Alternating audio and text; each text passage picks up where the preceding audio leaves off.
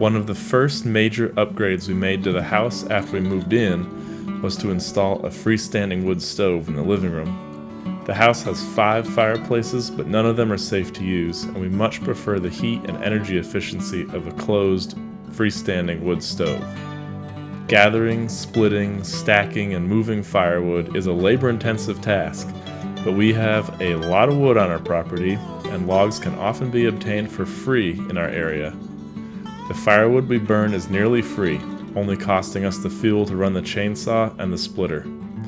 A wood stove provides a backup heat source when the power is out, and you just can't beat the feeling of a warm stove on a cold, windy day, especially in an old drafty house. We purchased a Vermont Castings Encore stove and had it installed along with a new stainless steel chimney liner. This liner is around 30 feet long, reaching from the first floor where the stove was installed to the top of the chimney above the attic. We had to extend the hearth on the existing fireplace before the stove could be installed. We have a complete video on that process that I will link below or maybe up here in the corner. Including all the hearth supplies, stove, and installation, the total cost was $6,589. When we installed this in 2022, the stove qualified for a 26% federal tax credit, which reduced the effective cost to $4,941. So how long will this stove take to pay for itself in fuel oil savings? Let's look at some numbers.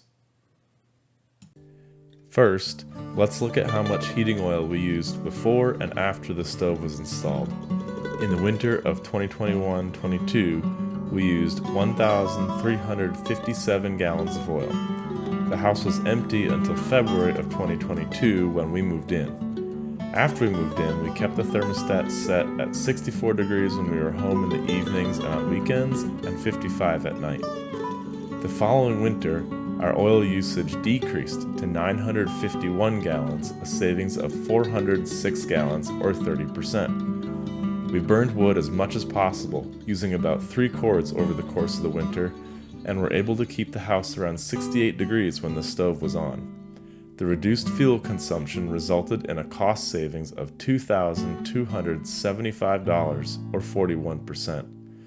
Some of this cost reduction was due to lower fuel prices, so let's try to compare apples to apples a little more directly.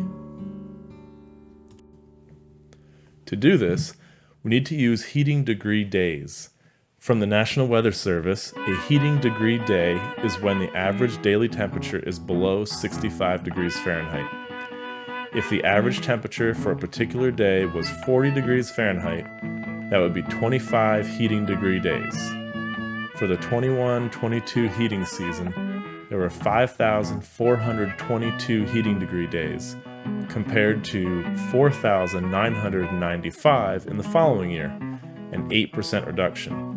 What this means is that the 22-23 heating season was warmer, requiring less energy for heating.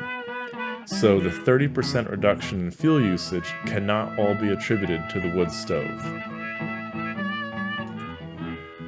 If we use heating degree days to standardize our measurements, we can look at how much oil we used per heating degree day each season. In 2021-2022, we used 0.25 gallons per heating degree day, compared to 0.19 gallons per heating degree day the following year. This 24% reduction in oil use per heating degree day is the effect of burning wood instead of just oil. So back to our original question, how long will the stove take to pay for itself? Assuming a 24% fuel savings each year, and assuming an average oil cost of $3.50 per gallon, this results in about $1,100 of savings each year.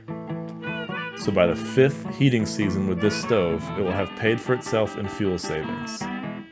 Of course, assuming fuel prices will remain constant is obviously not necessarily correct. It is probably a safe assumption to plan for increasing fuel prices over the next 5 years, making the stove an even better investment. Not to mention, Our house is warmer and we're much more comfortable. Thanks for watching. I guess I should go split more firewood now.